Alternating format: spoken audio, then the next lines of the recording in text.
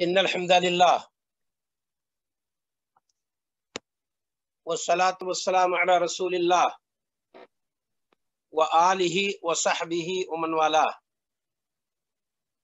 أعوذ بالله من الشيطان الرجيم. قال الله تعالى: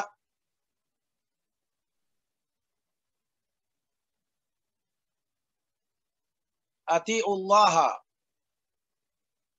وأطيعوا الرسول ولا تبطلوا أعمالكم. محترم سامعین کرام اور مشاہدین، اسلامی برادران اور خواتین،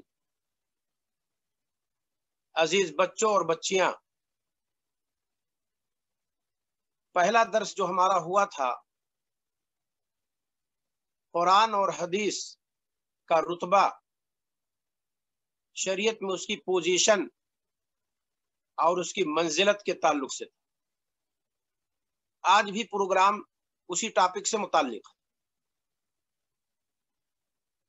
وجہ کیا ہے کہ میں اس ٹاپک کو بڑھاوا دے رہا ہوں اور کئی ایک پروگرام میں اس کو میں لینا چاہتا ہوں۔ دنیا کے اندر جتنی گمراہی دکھ رہی ہے پڑھے لکھے لوگوں میں، ان پڑھ کی بات یہاں نہیں ہے، پڑھے لکھوں کی بات کر رہا ہوں، جن کے پاس شریعت کا علم ہے، وہ جب راستے سے ہٹتے ہیں تو پھر پوری دنیا کو راستے پر لانے والا کوئی نہیں ہے۔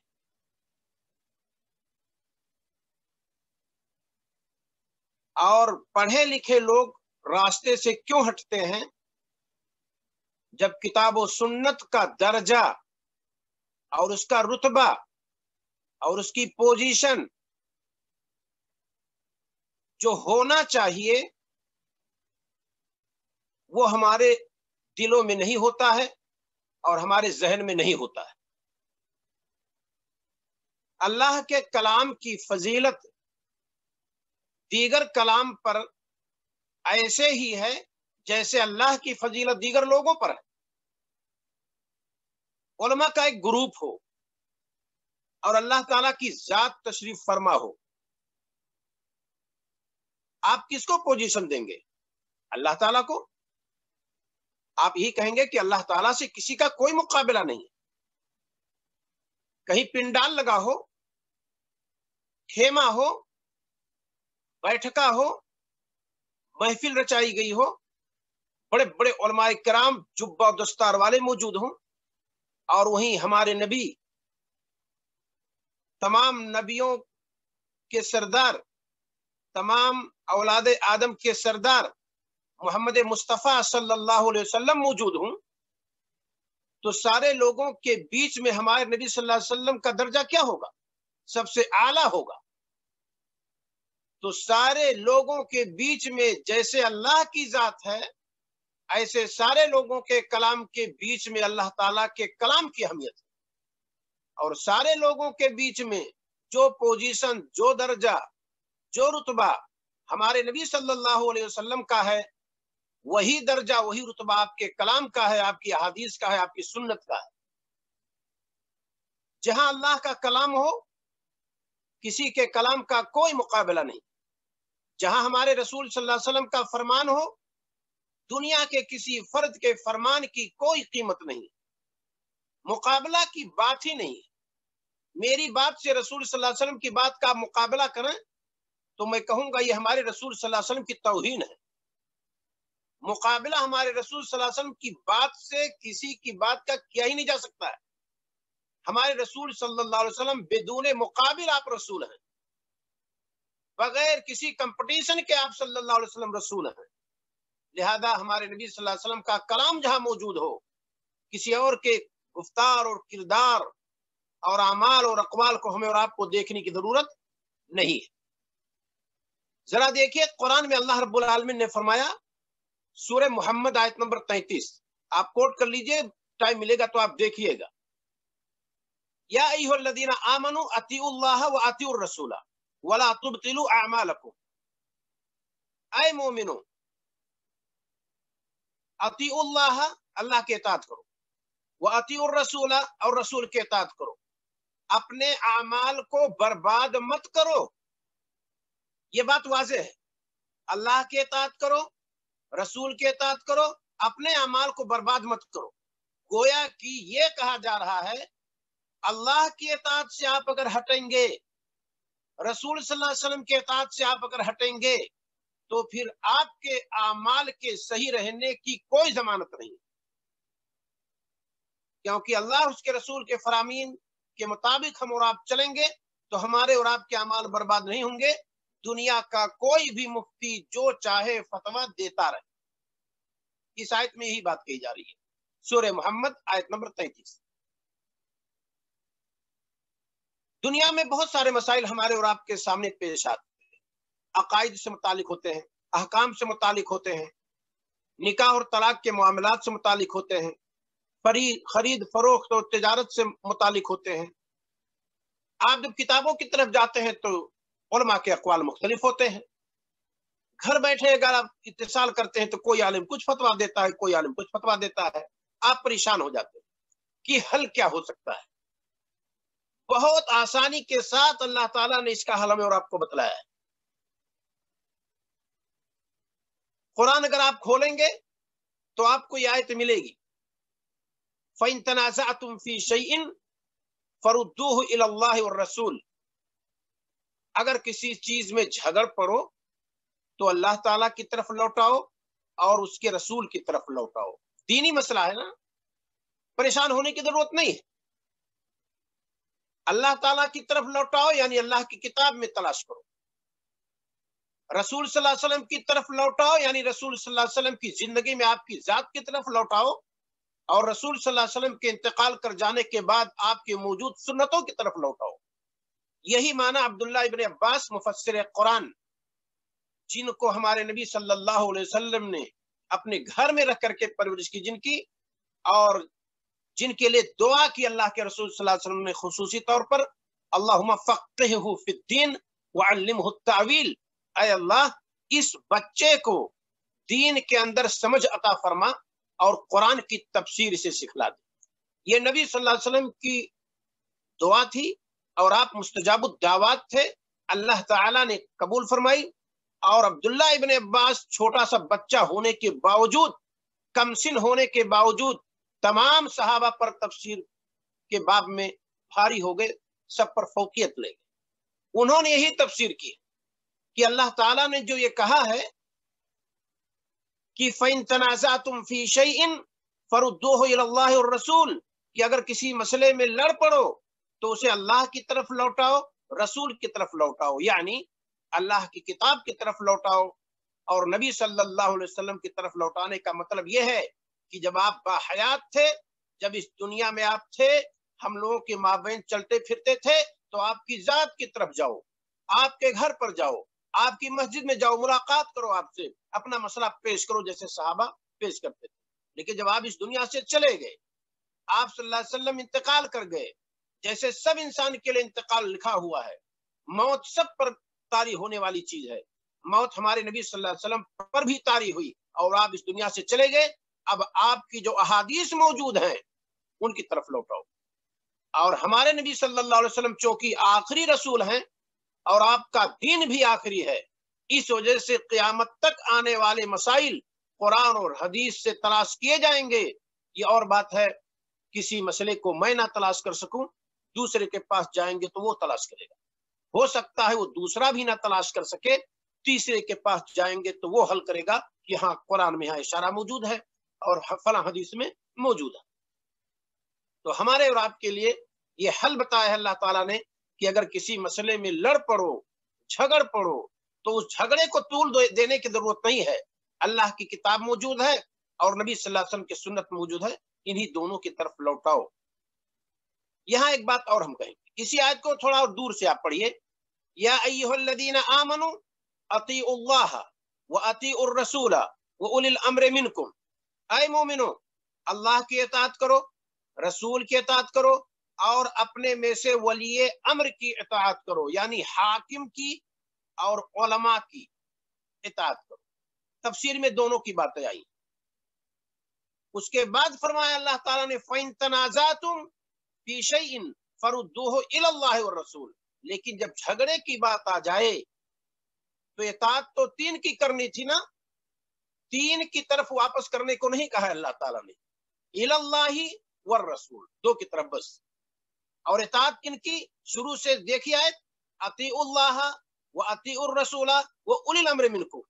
लेकिन जब झगड़ा हो जाए तो हल तलाश करेंगे अल्लाह के पास, रसूल के पास, वली अम्र यहां नहीं। क्यों भाई?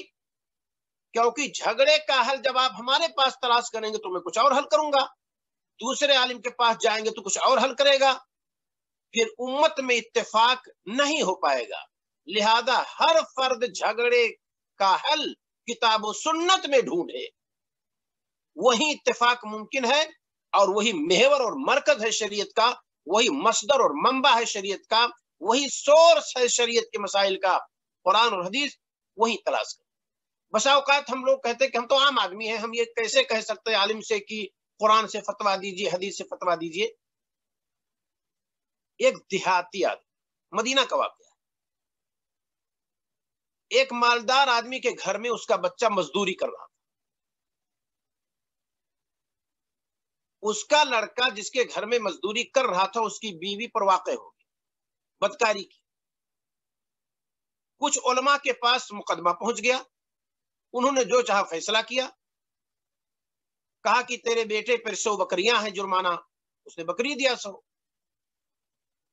किसी ने कहा कि भाई रसूल सल्लल्लाहु अलैहि वसल्लम मौजूद है, जाकर के वहां फैसला तलब करो, देखो हमारे नबी सल्लल्लाहु अलैहि वसल्लम क्या फैसला करते हैं।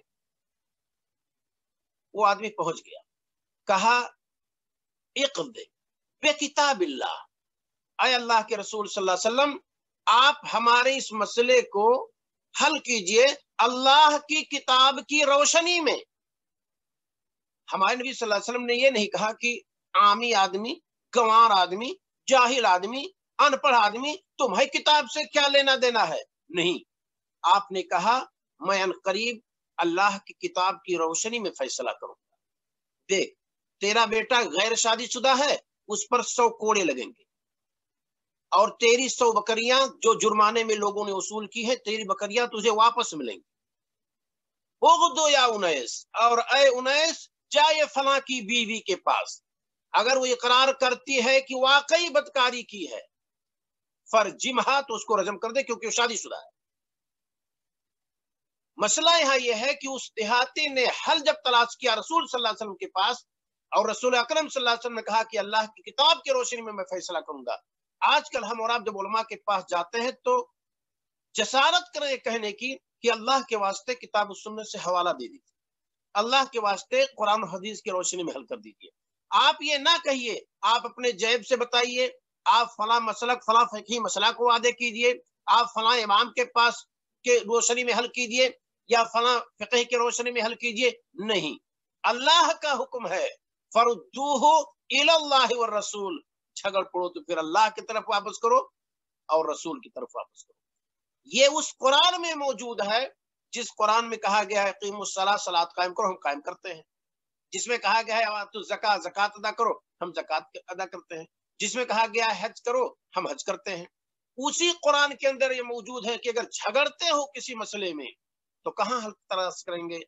अल्लाह की किताब में और नबी सल्लल्लाहु अलैहि वसल्लम की सुन्नत। यही वो चीज है जो हमारे और आपके डिसबैलेंस होने को ये चीज दुरुस्त कर देगी। हम भी वहीं तलाश करेंगे, मिलेगी चीज। हमारा दूसरा भाई भी वहीं तलाश करेगा, उसको भी वही चीज मिलेगी।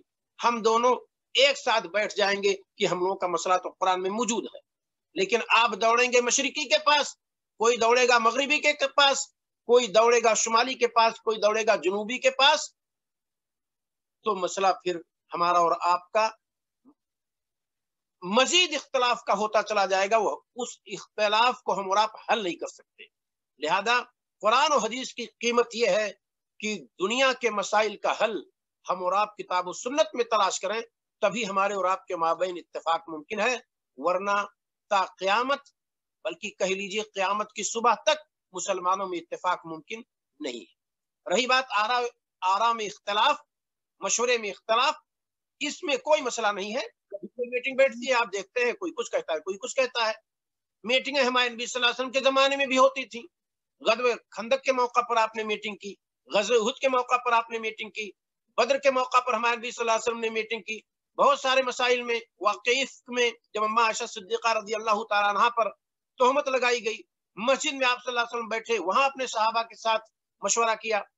تو جو نبی تھے, جو اللہ تعالیٰ کے اشارے پر چلتے تھے, ان کو بھی اللہ تعالیٰ نے کہا تھا وَشَاوِرْهُمْ فِي الْأَمْرِ, جب کوئی مسئلہ درپیش ہو اے نبی صلی اللہ علیہ وسلم تو آپ لوگوں سے مشورہ کر لیجئے.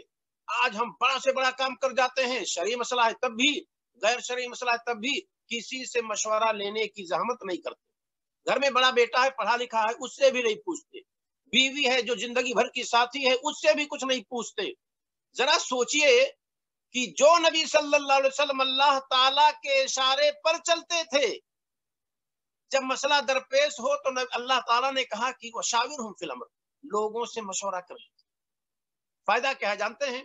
آپ کے ساتھی آپ کے ساتھ رہیں, آپ کا گھرانہ آپ کی بیکنگ کرے گا, آپ کا ساتھ دے گا. بیٹا نہیں کہے گا ابو جان اگر مجھ سے پوچھے ہوتے تو میں یہ مشورہ دیتا. بیوی کہے گی آپ نے تم سے اشارہ بھی نہیں کیا, ایک کام کر گزرے اور نقصان ہو گیا آپ کا. لیکن جب پورا گھرانہ مشورہ دے گا تو جس وقت آپ ناکام ہوں گے, آپ کو وہاں کفے افسوس نہیں ملنا پڑے گا, اور نہ ہی افسردگی ہوگی, اور نہ ہی آپ کو غم دامنگیر ہوگی, کیونکہ سارے لوگ ایک ساتھ ہیں. کچھ بات نہیں, گھبرائیے نہیں, دوبارہ ایسا کریں گے انشاءاللہ کامیاب ہوں گے. تو جس نبی پر قرآن نازل ہوتا تھا, جبریل امی آیا کرتے تھے صبح شام, اس نبی کو حکم دیا گیا کہ لوگوں سے مشورہ کر لیا کیجئے, پر ہم اور آپ مشورہ نہیں کرتے, ڈائریکٹ کام کرنا شروع کر دیتے. تو یہ قرآن ہمارے نبی صلی اللہ علیہ وسلم پر نازل ہوا, جیسے آیا تھا ویسے موجود ہے. ہمارے نبی صلی اللہ علیہ وسلم نے جہاں مشکل مقامات سے سب کی تفسیر کی, صحابہ نے اس تفسیر کو ہمارے نبی صلی اللہ علیہ وسلم سے نقل کیا. تو ہماری اور آپ کی کوشش یہ ہونی چاہیے کہ ہماری لکھی ہوئی کتاب مشکل ہو سکتی ہے آپ کے لیے, کیونکہ میں آپ کے ذہن کو نہیں جانتا, آپ کے دل کو نہیں جانتا, آپ کے مستوی آپ کے معیار کو میں نہیں جانتا. لیکن اللہ نے جو کتاب بھیجی ہے, اللہ نے جو کلام نازل فرمایا ہے, وہ ہمارے اور آپ کے ذہن کو جانتا ہے. وہ ایک امریکہ میں رہنے والے آدمی کے ذہن کو جانتا ہے, وہاں کے ماحول کو جانتا ہے. ہندوستان میں پیدا ہونے والے, وہاں پرورش و پرداخت پانے والے آدمی کے ذہن کو جانتا ہے. وہ دنیا کے کسی بھی خطے میں رہنے والی انسانیت کو اللہ تعالیٰ جانتا ہے. اس انسانیت کے لیے کلام اللہ نے بھیجا, لہذا اس کا کلام کسی کے لیے مشکل نہیں ہو سکتا. میرا کلام مشکل ہو سکتا ہے کہ بعض الفاظ آپ نہ سمجھ پائے, ہو سکتا ہے میں سمجھا نہ پاؤں, لیکن اللہ تعالیٰ سمجھانے میں کوتاہ نہیں ہے, اور اپنے بندوں کے ذہن کو سمجھ کر کے, اپنے بندوں کے ذہن کے معیار کو پرکھ کر کے اللہ نے ان کے لیے کلام بھیجا ہے, اور کہا ہے وَلَقَدْ يَسَّرْنَا الْقُرْآنَ لِلذِّكْرِ فَهَلْ مِن مُدَّكِرٍ, اس قرآن کو ہم نے آسان کیا ہے, ہے کوئی نصیحت پکڑنے والا؟ تو لوگ تقریر کریں گے, کہیں گے جانتے ہو 16 علم کی ضرورت ہے قرآن پڑھنے کے لیے. ایک عام بندہ کہتا بھئی چھوڑو, قرآن ہم کہاں پڑھ سکتے ہیں, یہ تو علماء کا کام ہے. نہیں میرے پیارو, آپ بہت لیاقت والے ہیں, آپ کے اندر بہت کافی صلاحیت ہے, آپ اپنی اس صلاحیت کو استعمال کیجیے. بہت سارے مسائل قرآن میں موجود ہیں, بہت ساری آیات قرآن میں موجود ہیں, جس کو ایک ڈاکٹر ہم سے کہیں زیادہ بہتر سمجھ سکتا ہے, ایک سائنس پڑھنے والا ہم سے کہیں زیادہ بہتر سمجھ سکتا ہے, ایک ٹیکنیکل لائن کا انسان ہم سے کہیں زیادہ بہتر اس کو سمجھ سکتا ہے. لہذا آپ قرآن کے قریب آئیے اور ڈائریکٹ قرآن کو پڑھنے کی کوشش کیجیے. اگر آپ سے میں یہ کہوں کہ قل هو اللہ احد, کہہ دیجئے اللہ ایک, اس میں کتنے علوم کی آپ کو ضرورت پڑ رہی ہے؟ اگر اس ترجمہ تک آپ پہنچ گئے کہ اعلان کر دو کہ اللہ اکیلا ہے, اسے سمجھنے کے لیے کون سی پریشانی ہے؟ ہاں بہت سارے مقامات, استاد چاہیے, مفسر چاہیے, لینگویج چاہیے, ادب چاہیے, نحو صرف چاہیے, بہت سارے مسائل ایسے ہیں جن کو سمجھنے کے لیے آپ کو کسی نہ کسی استاد کی طرف رجوع کرنا پڑے گا. لیکن قرآن کے سارے مقامات ایسے نہیں ہیں, بہت سارے مقامات ہیں جن کو آپ بآسانی سمجھ سکتے ہیں, اور اس کی تفسیر ہمارے نبی صلی اللہ علیہ وسلم نے کی بھی نہیں, کیونکہ عربی زبان کی وجہ سے اس کو سمجھ لیتے تھے. اس قدر عربی زبان ہمیں اور آپ کو آئے گی تو ہم اور آپ بھی اسے سمجھ لیں گے، یا ہماری زبان میں اگر اس معنی کو کہہ دیا گیا ہے تو بھی ہمارے نزدیک وہ معنی واضح ہو جاتا ہے کہ ہاں یہ بات اس کے اندر کہی جا رہی ہے۔ تو ہماری اور آپ کی کوشش یہ ہونی چاہیے کہ ہم یہ دیکھ کر کے کہ یہ تو چند پیسے کی کتاب ہے، لاؤ خرید لیتے ہیں پڑھتے ہیں، آسانی دیکھ کر کے کہ کم پیسہ لگ رہا ہے، پتا چلا کہ ہم نے کم پیسے کا خیال کیا اور خرید کر پڑھنا شروع کر دی ایک روٹ چھاپ کتاب، تو معلوم ہوا کہ ہمارا عقیدہ فاسد ہو گیا اور عبادت کا طریقہ غلط ہو گیا۔ ہم عمرہ کرنے کے لیے جاتے ہیں تو لوگوں سے کہتے ہیں دیکھو 1 ریال کی کتاب جب آپ احرام باندھیں گے تو بہت سارے لوگ لے کر کے آئیں گے، اس پر ٹائٹل لگا رہے گا سعودیہ عربیہ کا، وزارت الاسلامیہ کا، اور پتا چلا وہ کتاب چھپی ہے پاکستان میں، وہ کتاب چھپی ہے ہندوستان میں، اور اس کے اندر وہ ساری چیزیں رہیں گی جو نبی صلی اللہ علیہ وسلم کا طریقہ نہیں ہے، دوسروں کا طریقہ موجود ہے۔ تو آپ نے پیسہ صرف کیا ہے حرم آنے کے لیے، آج کل تو بہت سارے اجراءات ہیں، ان کے لیے کتنی پریشانیاں ہوتی ہیں، تو آپ 1 ریال کی وجہ سے اپنی عبادت کو خراب نہ کیجئے۔ آپ دیکھیے حقیقت میں کون سی کتاب بہتر ہے، گرچہ اس کی قیمت زیادہ ہے، اس کو آپ خریدیے۔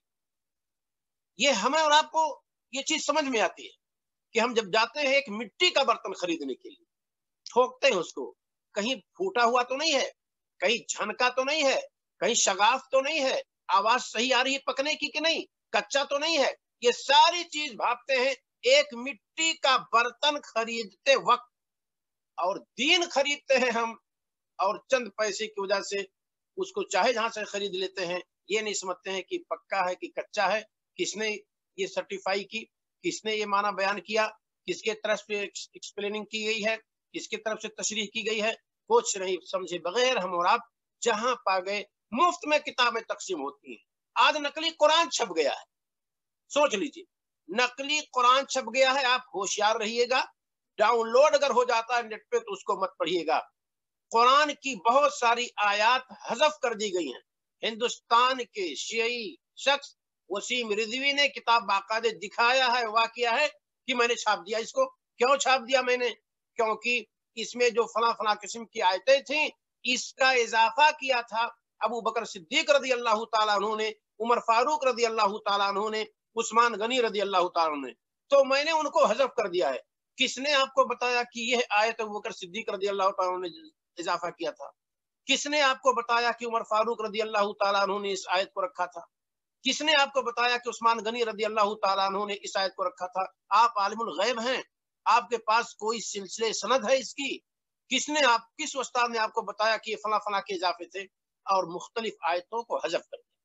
لہذا آپ ہوشیار رہیں گے کہ معلوم ہوا کہ وہی نسخہ آپ کو مل گیا، وہی پرنٹ آپ کو مل گیا، اور آپ نے پڑھا، پتا چلا نہیں قرآن میں تو ایسی کوئی بات نہیں ہے۔ تو آج آپ کو اسے بھی دیکھنے کی ضرورت ہے، لیکن یاد رہے قرآن محفوظ رہے گا، اللہ رب العالمین اس کا محافظ ہے۔ ورنہ قرآن کو اگر ختم ہونا ہوتا تو جس وقت دریائے فرات کے سامنے، دریائے دجلہ کے سامنے بغداد کی لائبریری چنگیزیوں کے دور میں نظر آتش کی گئی تھی، اور اس کے راکھ کو جب دریائے دجلہ میں پھینکا گیا تھا، مورخین لکھتے ہیں کہ وہ سائڈ کالا ہو گیا تھا جہاں کتابوں کا راکھ پھینکا گیا تھا، اتنی کتابیں اسلام کی جلا دی گئی، پر قرآن جیسے نازل ہوا تھا ویسے موجود ہے۔ آپ پریشان نہیں ہوں گے، قرآن موجود رہے گا، بس تھوڑا سا آپ کو خیال کرنے کی ضرورت ہے کہ اب پرنٹ دیکھ لیا کیجئے کہ قرآن کہاں کا چھپا ہوا ہے، کس نے چھاپ دیا ہے۔ لہذا ہماری اور آپ کی کوشش ہونی چاہیے کہ ہم چیزوں کو قرآن اور حدیث سے لیں۔ یہاں ایک نقطہ بہت اہم ہے جس کو میں ذکر کرنا چاہتا ہوں۔ بسا اوقات بہت سارے مسلمان یہ سمجھتے ہیں کہ قرآن اور حدیث کسی نہ کسی کے واسطے سے ہمیں اور آپ کو لینا ہے۔ اگر اس وستاد سمجھتے ہیں تو ٹھیک ہے، وستاد ضروری ہے، بہت ساری گرہیں آپ زبان کی بنیاد پہ، قواعد کی بنیاد پہ، گرامر کی بنیاد پہ نہیں کھول سکتے جب تک کہ وستاد نہ ہو، وستاد سے آپ مدد لی۔ لیکن یہ کہنا کہ اسی وستاد کے مسلک پہ ہمیں چلنا ہے، اب کچھ مسلمان برادران ہو گئے کہ ہم امام ابو حنیفہ رحمہ اللہ کو مانتے ہیں، انہی کے فقہ کو مانیں گے، انہی کی رائے کو مانیں گے۔ کچھ مسلمان یہ باور کرنا شروع کیے کہ ہم امام شافعی رحمہ اللہ کو مانتے ہیں، ہم ان کو فالو کریں گے۔ کچھ مسلمان इमाम मालिक रहमतुल्लाह को मानने के लिए तैयार हो गए। कुछ मगरिब में बसे हैं, कुछ मदीना में मौजूद थे उस वक्त, और कुछ मुसलमान इमाम सुन्ना इमाम अहमद बिन हंबल रहमतुल्लाह को मानने के लिए तैयार हो। 4 मसलक में मुसलमान बट गए। गौर कीजिए। और इन्हीं चारों मसलक पर जो ना हो उसको आज के कुछ उलमा कहते हैं ये ला मजहबी हैं, इनका कोई मजहब ही नहीं। गौर कीजिए। एक नुक्ते की बात मैं बताकर फिर आगे चलता हूं। चारों अइम्मा हमारे नबी सल्लल्लाहु अलैहि वसल्लम के दौर में नहीं थे। चारों में सबसे पहले पैदा होने वाले इमाम अबू हनीफा रहमतुल्लाह है, नोमान इब्ने साबित।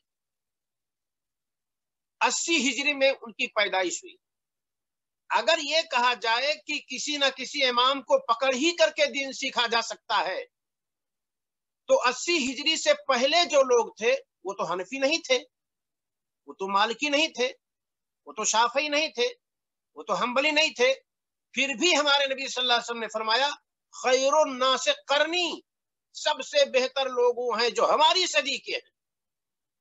ना वो हनफी थे, ना वो मालिकी थे, ना शाफी थे, ना हम्बली थे। और हमारे नबी सल्लल्लाहु अलैहि वसल्लम ने फरमाया क्या? खैरुन नास करनी, सबसे बेहतर लोग मेरी सदी के लोग हैं, मेरे सहाबा सबसे बेहतर हैं। तो सहाबा ना हनफी थे, ना मालिकी थे, ना शाफी थे, ना हम्बली थे। अब अगर हम अपने आप को कहते हैं भाई हम तो किताब और सुन्नत पर चलने वाले हैं, जिस पर हमारे नबी सल्लल्लाहु अलैहि वसल्लम थे।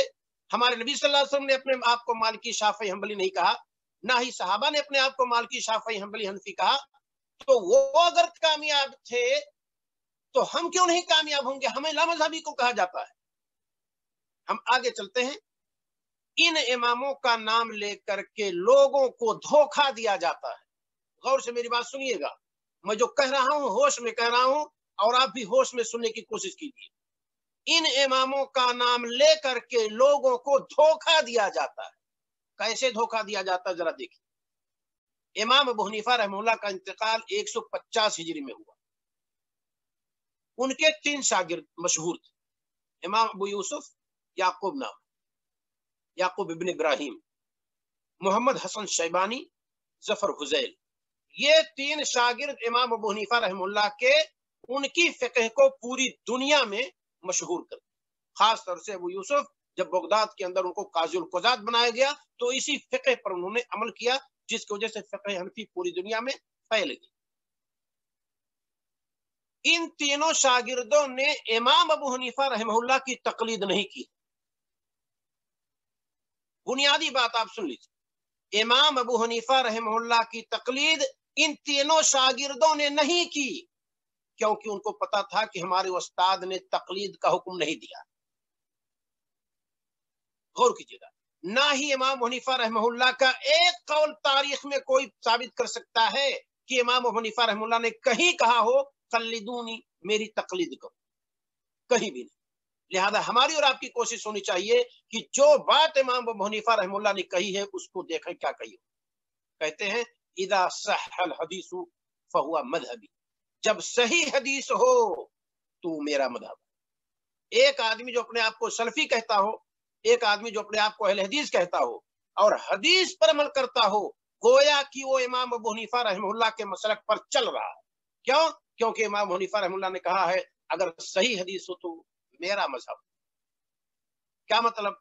कि अगर ज़ईफ हदीस है तो वो मेरा मजहब नहीं हो सकता। मेरा फतवा अगर है तो उस मेरे फतवे को छोड़ दो।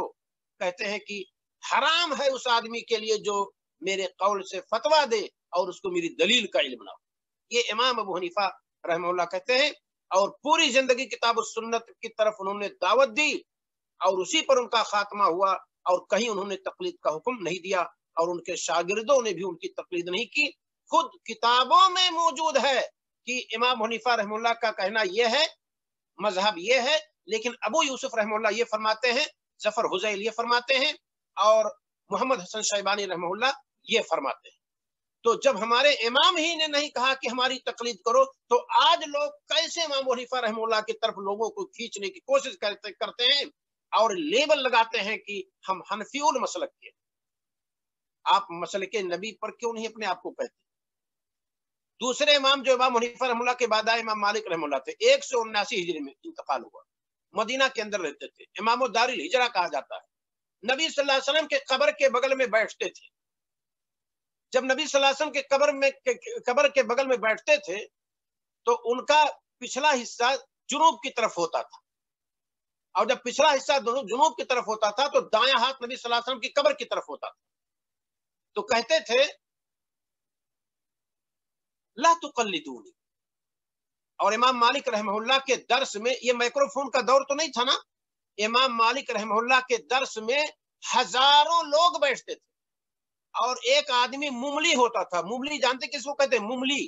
مملی کے معنی املا کرانے والا. امام مالک رحمہ اللہ بولتے کہ اللہ کے رسول صلی اللہ علیہ وسلم نے ایسا ایسا فرمایا، تو ان کی آواز اگر 500 لوگوں تک پہنچتی تھی تو وہاں ایک آدمی کھڑا ہوتا تھا، وہ بولتا تھا امام مالک رحمہ اللہ یہ فرماتے ہیں، تو باقی لوگ سنتے تھے. اتنے لوگ موجود ہوتے تھے. ان سارے لوگوں کے بیچ میں امام مالک رحمہ اللہ کہتے تھے کلنا یؤخذ من قولہ ویرد الا صاحب هذا القبر. ہم میں سے ہر شخص ایسا ہے جس کی بات لی بھی جا سکتی ہے، چھوڑی بھی جا سکتی ہے، مگر یہ قبر والا. ہمارے نبی صلی اللہ علیہ وسلم کی قبر کی طرف اشارہ کرتے تھے. یہ امام مالک رحمہ اللہ کہ میری بات چھوڑی جا سکتی ہے، میرے شاگردوں سن لو، مگر اس قبر میں جو ذات تشریف فرما ہے نبی صلی اللہ علیہ وسلم کی ذات، اس ذات کی کوئی بات چھوڑے جانے کے لائق نہیں. پھر آپ کیوں مالکی اپنے آپ کو کہتے ہیں؟ کیا مطلب مالکی کا؟ جب امام مالک رحمہ اللہ نے کہہ دیا میری بات چھوڑی جا سکتی، میں غلط کر سکتا ہوں، میں معصوم نہیں ہوں. اگر کسی کی بات ایسی ہے کہ کوئی بات چھوڑی جانے کے لائق نہیں تو اس قبر کے اندر مدفون ہے وہ ہمارے نبی صلی اللہ علیہ وسلم. یہ امام مالک رحمہ اللہ کہتے تھے. پھر مالکی مسئلہ کیسے بن کر کھڑا ہو گیا؟ امام مالک رحمہ اللہ نے تو کوئی مذہب ایسا نہیں بنایا کہ ہمارے پیچھے چلو، کہیں انہوں نے دعوت نہیں دی. تو کہتے تھے لا تقلدونی، میری تقلید مت کرو. یہ امام مالک رحمہ اللہ اس کا فتویٰ دیتے تھے اور کہتے تھے السنت سفینۃ نوح. سنو میرے طلبہ، میرے شاگردوں سن لو، سنت سفینۃ نوح، نوح علیہ السلام کی کشتی ہے. من رکبہا نجا، جو اس پر سوار ہوا وہ تو نجات پا گیا. ومن تخلف عنہا غرقا، اور جو اسے پیچھے رہا وہ غرق ہو گیا، ڈوب گیا. تو سنت کی روشنی میں جو زندگی گزارے گا کہیں نہیں ڈوبے گا، کیونکہ ہمارے نبی صلی اللہ علیہ وسلم کامیاب دائی تھے. آپ اللہ تعالیٰ کے اشارے پر چلتے تھے. آپ صلی اللہ علیہ وسلم معصوم تھے، لہذا آپ صلی اللہ علیہ وسلم کے اقوال، آپ صلی اللہ علیہ وسلم کے افعال قابل اتباع ہیں، واجب الاتباع ہیں. ہمارے لیے اور آپ کے لیے نبی صلی اللہ علیہ وسلم کی سنتیں ہمارے لیے اوڑھنا بچھونا اور آنکھوں کا سرما ہے. ان کے بغیر یہ ہمارے دل و دماغ کی روح ہے، جس کے بغیر ہم زندہ بھی نہیں رہ سکتے. تو امام مالک رحمہ اللہ نے یہ سنت کی اہمیت بتائی. لہذا ہماری اور آپ کی کوشش ہونی چاہیے کہ ہم یہ جانیں کہ کتاب و سنت کی قیمت ان ائمہ کے ہاں کیا ہے. امام مالک رحمہ اللہ کے بعد امام شافعی رحمہ اللہ ہے، محمد بن ادریس الشافعی المطلبی، جن کا انتقال 204 ہجری میں ہوا ہے. درس دیتے تھے، پڑھاتے تھے، اپنے شاگردوں سے کہتے تھے اذا تعارض کلامی بکلام اللہ والرسول فاضربوا بکلام الحائط. میرے شاگردوں، میری بات اللہ اور اس کے رسول کی بات سے ٹکرائے تو میری بات دیوار پہ مارو، اور لو کس کو؟ اللہ اور اس کے رسول کی بات کو لو. یہ امام شافعی رحمہ اللہ چیخ چیخ کر اسی دنیا میں کہہ کر کے چلے گئے. اسے اگر آپ کو دیکھنا ہوگا، جلال الدین سیوطی رحمہ اللہ کی کتاب مفتاح الجنہ الاحتجاج بالسنہ، جن کا انتقال 911 ہجری میں ہوا ہے، یہ سارے اقوال اس میں انہوں نے کوٹ کیا ہے، اور بہت ساری کتابوں میں آپ پائیں گے. تو جب امام شافعی رحمہ اللہ نے کہہ دیا میری بات جب اللہ اور اس کے رسول کی بات سے ٹکرائے تو لینا ہے اللہ اور اس کے رسول کی بات کو، میری بات دیوار سے مارو. آج شافعی مسلک کے بہت سارے لوگوں کو سنیں گے آپ کہ عورت کو چھو لینے سے وضو ٹوٹ جاتا ہے، عورت کو چھو لینے سے وضو ٹوٹ جاتا ہے. عروہ کہتے ہیں کہ اما عائشہ صدیقہ رضی اللہ تعالی عنہا، ان کی خالہ ہوتی، کہتی ہیں کہ نبی صلی اللہ علیہ وسلم وضو کرتے اور اپنی بعض بیویوں کو بوسا دیتے اور صلاۃ کے لیے نکل جاتے، وضو نہیں کرتے. تو کہتے ہیں کہ آپ ہی رہی ہوں گی، تو ہنسنے لگی. کیا مطلب؟ کہ نبی صلی اللہ علیہ وسلم وضو کے بعد بوسا دیتے بیوی کو اور صلاۃ کے لیے نکل جاتے، وضو نہیں کرتے. بوسا بغیر ٹچ کیے ہوتا ہے؟ अब शाफी मसलक बना हुआ है क्या कि अगर औरत को छू लिया किसी ने तो वजू टूट जाएगा। एक साहब हमसे बात करने लगे तो मैंने कहा कि आप लोग हज करने जाते हैं या उमरा करने जाते हैं तो मताफ में तो औरत से टच हो जाता है बदन, तो आप लोगों का तो वजू ही फासिद हो गया। और अक्सर उलमा का कहना यही है कि तवाफ करते वक्त वजू शर्त है, तो फिर आप लोग उतर निकल करके वजू करते होंगे। तो कहीं नहीं नहीं वहां चलता है। मैं कहा कैसे चलता है? जब शाफी मसलक है कि औरत को किसी ने छू लिया तो वजू टूट गया। तो ये इमाम शाफी रहमतुल्लाह का मसलक नहीं है, लोगों ने बनाया है, क्योंकि इमाम शाफी रहमतुल्लाह ने तो कह दिया मेरी बात जब अल्लाह और उसके रसूल की बात से टकराए तो मेरी बात दीवार पे मारो। लेना किसे है? अल्लाह और उसके रसूल की बात को लेना है। तो जब हदीस से पता चलता है कि नबी सल्लल्लाहु अलैहि वसल्लम वुदू करने के बाद बीवी को बोसा देते, सलात के लिए निकल जाते और वुदू नहीं करते, इसका मतलब औरत को छूने से वुदू नहीं टूटता है। तो फिर इमाम शाफी रहमतुल्लाह को दीवार बना करके और उसके ओट में खड़े होकर के लोग किताब और सुन्नत की मुखालफत। आखिरी इमाम जो है वो इमाम सुन्ना इमाम अहमद इब्न हंबल रहमतुल्लाह, उनका इंतकाल 241 हिजरी में हुआ है। कहते थे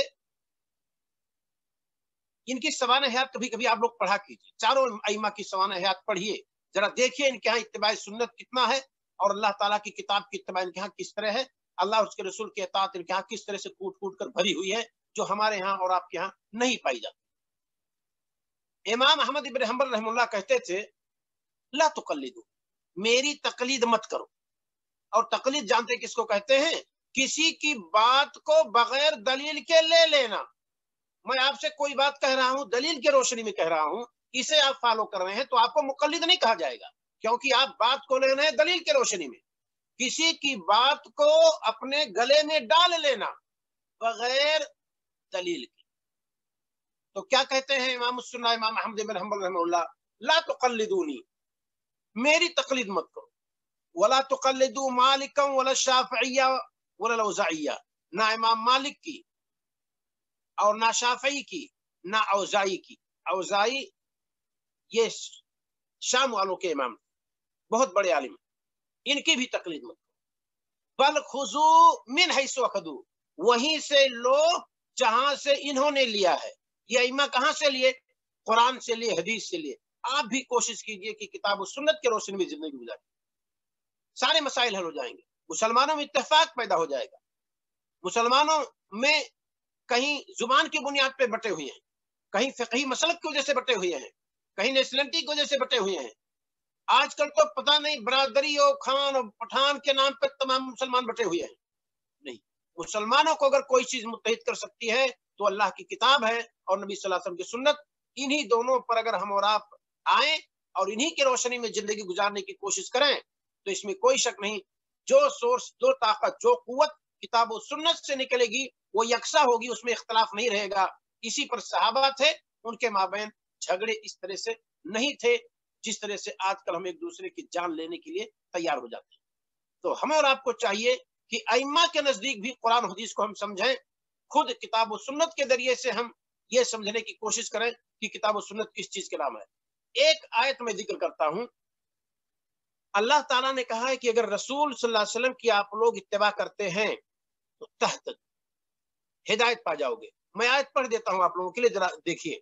अल्लाह रब्बुल आलमीन ने फरमाया वइन तुतीउहु तहतदु, अगर तुम इस रसूल की इत्तिबा करोगे तो हिदायत पा जाओगे, राह मिल जाएगी, भटकोगे नहीं, भूल भुलैयों में नहीं, शिर्क और बिदात के हचकोले नहीं खाओगे। इसी रसूल की इत्तिबा करो, कामयाब हो। ये रसूल भेजा ही इसलिए गया था, किस लिए? वअंज़लना इलैका ज़िक्रा लितुबय्यिना लिन्नास, ऐ नबी हमने ये जिक्र कुरान आप पर नाजिल की है ताकि आप लोगों से बयान कर दें। हमारे नबी सल्लल्लाहु अलैहि वसल्लम ने कुरान को बयान किया है, अमली तौर पर, कौली तौर पर। आपकी पूरी सुन्नत कुरान को समझने के लिए चिराग है। इस सुन्नत को उठाइए और चिराग दिखाइए, अभी कुरान की आयत के मानी मफाहिम आपके जहन में आने शुरू हो जाए। तो हमारी और आपकी कोशिश होनी चाहिए कि अइम्मा ने जब कुरान हदीस को दर्जा दिया तो हम और आप भी वही पोजीशन किताब और सुन्नत को दें जो इमामों ने दिया है। اور کتاب و سنت کی روشنی میں ہم اور آپ زندگی گزارنے کی کوشش کریں، اور وہاں سے اپنی باتوں کو لے جہاں پیور کتاب و سنت کی روشنی میں باتیں بتائی جاتی ہوں۔ آخری بات میری ہے ایک، قرآن کے تعلق سے آپ کو پتا چل جائے، آپ تو یہ دیکھنا پڑے گا کہ واقعی کتاب جہاں قرآن یہ جہاں سے چھپا ہوا ہے قابل اعتماد ہے۔ آپ لے لیجئے قرآن، ساری آیات اس کے اندر درست ہے، اس میں کوئی دقت نہیں، اس کے روشنی میں آپ عمل کرنا شروع کیجیے۔ نبی صلی اللہ علیہ وسلم کی احادیث کی طرف جب آپ آئیں گے تو وہاں ایک چیز آپ کو جاننے کی ضرورت ہے، ائمہ نے جس طرح سے ان کے اساتذہ نے حدیثوں کو بیان کیا، انہوں نے اپنی کتابوں میں رکھ دیا۔ کچھ لوگوں نے کہا خالی صحیح حدیث رکھیں گے، کچھ لوگوں نے جو ملا رکھ دیا۔ امام بخاری رحمہ اللہ، ان کے شاگرد امام مسلم رحمہ اللہ، ان دونوں صاحبان نے صحیح حدیث کو رکھنے کی کوشش کی۔ امام بخاری رحمہ اللہ کی کتاب میں سب صحیح ہیں، کیونکہ امت نے اجماع کیا، اکٹھا ہو کر کے پوری امت نے کہا کہ بخاری کی ساری حدیثیں صحیح ہیں۔ ہمارے نبی صلی اللہ علیہ وسلم فرماتے ہیں کہ امت گمراہی پر اکٹھا نہیں ہو سکتی۔ اب اگر امت اکٹھا ہوئی کہ امام بخاری کی ساری حدیثیں صحیح ہے، تو امام بخاری کی کتاب اٹھائیے، اس سے اپنے مسائل پڑھنا شروع کر دیجئے، ہر زبان میں ترجمہ موجود ہے۔ یقین مانیں، ایک عام آدمی بہت ساری چیزیں حدیث کے ترجمہ سے سمجھ سکتا ہے، ایسے ہی امام مسلم رحمہ اللہ کی کتاب سے آپ فائدہ اٹھائیے۔ سنن اربع، سنن نسائی ہے، سنن ابن ماجہ ہے، سنن ابی داؤد ہے، سنن ترمذی ہے، سنن سعید بن منصور ہے، سنن دارقطنی ہے، اور اسی طریقے سے سنن دارمی ہے۔ اس طرح کی کتابیں، یا مسند احمد بن حنبل ہے، اور امام بیہقی کی کتابیں ہیں، علامہ طبرانی کی معجم کبیر، معجم صغیر، معجم اوسط ہے، بڑی بڑی کتابیں ہیں، ہزاروں حدیثیں موجود ہیں۔ اس میں جب آپ دیکھیں گے تو آپ کو یہ فرق کرنا ہوگا کہ حدیث صحیح ہے کہ نہیں صحیح ہے۔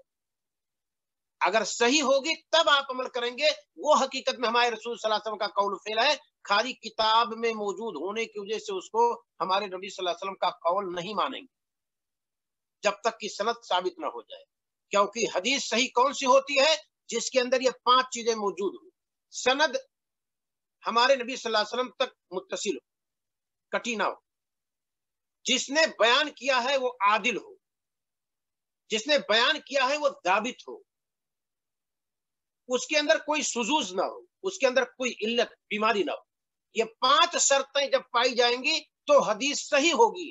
انہی 5 شرطوں میں سے ایک جس حدیث میں نہ ہو وہ حدیث ضعیف ہو جائے گی، گرچہ سند دکھے گی، گرچہ عبارت دکھے گی، عربی میں موجود رہے گی، لیکن آپ اس پر عمل نہیں کریں گے۔ کیوں؟ کیونکہ ہمارے نبی صلی اللہ علیہ وسلم تک ثابت نہیں۔ کیا مطلب؟ سند اس کی متصل ہو رسول صلی اللہ علیہ وسلم تک، جتنے لوگوں نے بیان کیا، صحابہ نے سنا، تابعین نے سنا، تبا تابعین نے سنا، شیخ و شیخ نے سنا، شیخ نے سنا، امام بخاری نے سنا۔ اب امام بخاری سے لے کر کے نبی کریم صلی اللہ علیہ وسلم تک سند متصل ہے۔ تحقیق کیجئے تو پتہ چلتا ہے تاریخ کی کتابوں میں، ہاں یہ فلاں کے استاد ہیں، ہاں یہ فلاں کے استاد ہیں، یہ فلاں کے استاد ہیں، نام موجود ہے، درج کیا گیا۔ عادل ہو راوی، عادل کا مطلب یہ ہے مسلمان ہو، عاقل ہو، بالغ ہو، اسباب فسق خوارم مروت سے بچا ہوا ہو، پاک ہو، عاقل بالغ مسلم۔ اس کا مطلب مسلم نہ ہو تو اس کی روایت قابل قبول نہیں ہے، بالغ نہ ہو، بچہ ہو سکتا ہے بھول گیا، اس کی بات قابل قبول نہیں ہے۔ جب بیان کرے گا تو ضروری ہے کہ وہ بالغ ہو، سند متصل ہو، عادل ہو، ضابط۔ ضابط کا مطلب ذہن میں ضبط کیا ہو، محفوظ کیا ہو، تو جب چاہے جب حاضر کر لے تو گویا کی ضبط ہے۔ یا قلم سے قلم بند کیا ہو، نوٹ کیا ہو، وہ استاد کے سامنے بیٹھ کر لکھا ہو، پھر مقابلہ کیا ہو کہ ہاں جیسے میری بات ہے ویسے استاد کی بات وہاں موجود ہے، تو وہ اپنی کتاب سے لے کر بیان کرے یا اپنے ذہن سے بیان کرے، اس کو ضابط کہتے ہیں۔ بھول گیا، کتابیں جل گئی، ٹینشن کو جیسے بھول گیا، دکان جل گئی، ٹینشن ہو گیا، محدث کو بھول گیا، زیادہ عمر ہو گئی، اب ذہن کام نہیں کر رہا ہے، اس میں بیان کر دیا کوئی حدیث، اب قابل قبول نہیں ہے۔ بلکہ ضبط ہونا ضروری ہے، چاہے ضبط صدر ہو، چاہے ضبط کتاب ہو، یعنی چاہے کاپی پر لکھا ہو، چاہے سینے میں محفوظ کیا ہو، تب اس کی حدیث قابل قبول ہے۔ اور شذوذ کا مطلب یہ ہے کہ سارے لوگ جو بیان کر رہے ہوں وہ ہم مخالفت نہ کر رہا ہوں، گرچہ ثقہ ہے۔ ایک محفل میں بات بتائی گئی، 10 آدمی ایک بات کہہ رہے ہیں، ایک آدمی کہہ رہا نہیں ہم نے ایسا سنا ہے، تو بھائی اگر ایسی بات کہی گئی ہوتی تو باقی 10 لوگ کیوں نہیں سنتے؟ اور پتہ چلا مخالفت بھی کر رہا ہے تو ایسے شخص کی بات نہیں لی جائے گی۔ اور علت کا مطلب ہے کوئی بیماری ہو، کوئی کمزوری ہو، جس کو بڑے بڑے ائمہ جیسے امام بخاری، علی بن مدینی، ابو زرع الرازی، ابو حاتم الرازی، امام ترمذی، امام دارقطنی، یہ بڑے بڑے لوگ ہیں جو باریک باریک کمزوریوں کو حدیث کے اندر سے نکال کر کے سامنے رکھتے ہیں۔ تو ایسی کوئی کمزوری اس حدیث کے اندر نہ ہو جس کو معلل کہتے ہیں۔ تو عام طور پر کہا جاتا ہے ارے آپ اپنی بات کو کبھی کہتے ہیں رسول صلی اللہ علیہ وسلم بات کو ضعیف کہتے ہیں، وہ رسول صلی اللہ علیہ وسلم کی بات ہے ہی نہیں جو ہمارے رسول صلی اللہ علیہ وسلم سے ثابت نہ ہو۔ سنن ترمذی کی ایک روایت میں بتاتا ہوں، سب سے افضل شخص جس پر سورج طلوع ہوا ہے وہ عمر بن الخطاب ہے۔ یہ سنن ترمذی کی روایت حدیث ہے۔ کیا؟ سب سے بہتر ذات، افضل ذات وہ ہے، سورج جس پر طلوع ہوا ہے وہ عمر بن الخطاب۔ ضعیف حدیث ہے، معنی کے اعتبار سے بھی آپ سمجھتے ہیں، کیونکہ نبی صلی اللہ علیہ وسلم کے بعد سب سے افضل ابو بکر صدیق رضی اللہ تعالیٰ عنہ، عمر رضی اللہ تعالیٰ نہیں ہے، وہ دوسرے نمبر پر ہے۔ اور اس حدیث میں کیا ہے کہ جتنے لوگوں پر سورج طلوع ہوا ہے سب سے بہتر عمر فاروق رضی اللہ تعالیٰ عنہ۔ حدیث ضعیف ہے۔ اسی طریقے سے ابن جوزی رحمہ اللہ نے اپنی کتاب الموضوعات میں ذکر کی ہے، اذا رأیتم معاویہ علی المنبر فاقتلوہ، امیر معاویہ رضی اللہ تعالیٰ عنہ کو اگر منبر پر دیکھو تو قتل کر دو۔ ارے ایسے کیسے رسول صلی اللہ علیہ وسلم کہیں گے؟ وہ صحابی رسول ہیں، کاتبان وہی ہیں، نبی صلی اللہ علیہ وسلم کو ان کی بہن منسوب تھی، مسلمانوں کے رشتے میں ماموں ہوتے ہیں، تو امیر معاویہ رضی اللہ تعالیٰ عنہ کو قتل کرنے کا رسول صلی اللہ علیہ وسلم حکم کیوں دیں گے؟ یہ باطل ہے، موضوع ہے۔ لیکن اس کی سند بھی دیکھیں گے، عبارت بھی دیکھیں گے، ایک آدمی سمجھے گا کہ ہاں بھائی کتاب میں تو موجود ہے۔ نہیں، کتاب میں موجود ہونا کافی نہیں ہے، یہ ضروری ہے کہ 5 شرطیں اس کے اندر موجود ہیں کہ نہیں موجود ہیں۔ میں نے بتلایا کہ اس میں وزاق، کذاب، دجال لوگوں نے اس کو کڑی ہے امیر معاویہ رضی اللہ تعالیٰ عنہ کے خلاف۔ ایک حدیث لوگ پیش کرتے ہیں، جس نے آمین کہا اس کے منہ میں آگ ڈالا جائے گا قیامت کے دن۔ دیکھیے فقہی مسلک والوں نے گڑھ لیا اس کو، حدیث کو، ضعیف ہے، باطل ہے۔ دوسری حدیث میں ہے من رفع یدیہ فی الصلاۃ فلا صلاۃ لہ، جس نے رفع یدین کیا ہے صلاۃ میں اس کی صلاۃ قبول ہی نہیں ہے۔ یہ حدیث نہیں ہے، لوگوں نے گڑھا ہے اسے۔ الباذنجان شفاء من کل داء، یہ بیگن جس کے اندر ہر قسم کی بیماری کی شفا ہے، ضعیف ہے، موضوع ہے، باطل ہے۔ یہ سبزی بیچنے والوں نے حدیث گڑھ لی ہے، غور کرنے کا مقام ہے۔ تو اپنے اپنے منشا کے مطابق، اپنے اپنے رائے کے مطابق، اپنے مال کی سپلائی کی خاطر ایسے حدیثیں گڑھی گئی ہیں۔ اب آپ کہتے ہیں یہ بھی حدیث ہے، یہ بھی حدیث نہیں، آپ کو پرکھنا ہوگا کہ حدیث صحیح ہے کہ ضعیف ہے، ورنہ بیگن کے اندر تو لوگ بیماری بتاتے ہیں، کھجلاہٹ بتاتے ہیں۔ اب کیا ہے، ہمارے نبی صلی اللہ علیہ وسلم کی طرف منسوب کر دیا کیا کہ ہمارے نبی صلی اللہ علیہ وسلم نے فرمایا ہے الباذنجان شفاء من کل داء، یہ بیگن اس کے اندر ہر بیماری کی شفا ہے۔ اب ایک دکاندار بیگن بیچ رہا تھا اور یہی حدیث بورڈ پر لکھ رکھا تھا، کہا دیکھو بھی بڑی فضیلت ہے بیگن کی، خریدو۔ اب جو نہیں آدمی سمجھتا ہے ہاں بالکل بھائی دیکھو حدیث کے روشنی میں بیگن بہتر ہے، تو یہ حدیث نہیں ہے۔ لہذا ہم اس خیال میں نہ رہیں کہ کسی حدیث کی کتاب کے 2 دفتیوں کے بیچ میں جو ہے سب کچھ صحیح ہے، نہیں، تحقیق کرنی پڑے گی، تب ہم آپ اس کو حدیث کہیں گے۔ آخر میں دعا ہے کہ اللہ رب العالمین ہمیں اور آپ کو جب تک زندہ رکھے مولا قرآن اور حدیث پر عمل کرنے کی توفیق عطا فرمائے، اور مسلمانوں کو آپس میں مولا ایک دوسرے کے ساتھ مل جل کر کے کام کرنے کی توفیق عطا فرمائے۔ السلام علیکم ورحمۃ اللہ وبرکاتہ۔